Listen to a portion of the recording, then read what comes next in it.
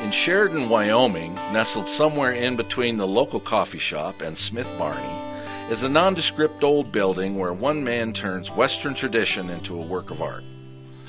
Don Butler saddles and leatherwork are world-renowned for their beautiful designs and quality craftsmanship. However, true to his cowboy roots, Don won't say much about himself. Like I said, this would be kind of a silent film if I was asked, if you didn't ask me questions. To learn more about this artist, we ask his daughter Julie to help us out. We visit her in Cody, where she owns and operates the Custom Cowboy Shop. The first thing we learn is that the Butlers are real cowboys. My dad cowboyed as a living as a kid. As long as I've been alive, he has done either ranching, horses, doing stuff with horses, or his leather work. Whenever I didn't have a brand call while I was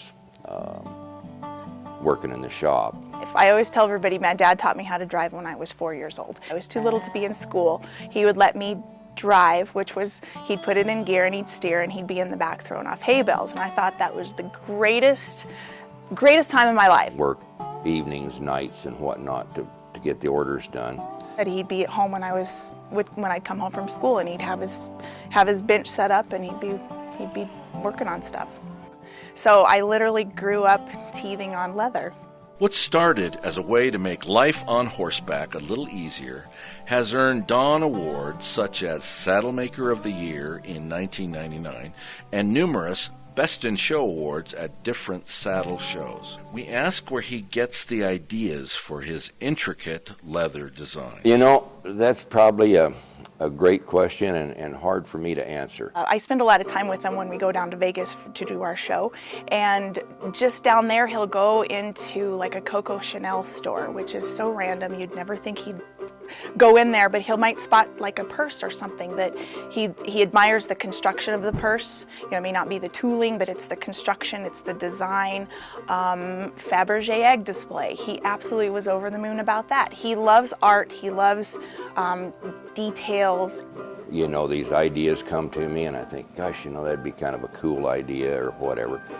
I guess he just always is observant of his surroundings. He's forever doodling on placemats in restaurants. Despite encounters with Hollywood and Coco Chanel, Don remains a true cowboy and instills into his work the values and ethics of his upbringing. I've done work for 3 different movies, so we got to meet a lot of those movie stars. I've never became really enamored with the movie people as such. Some of the most fascinating people are just ordinary, everyday people. He is one of the biggest perfectionists you'll ever meet. He won't do, second-class work.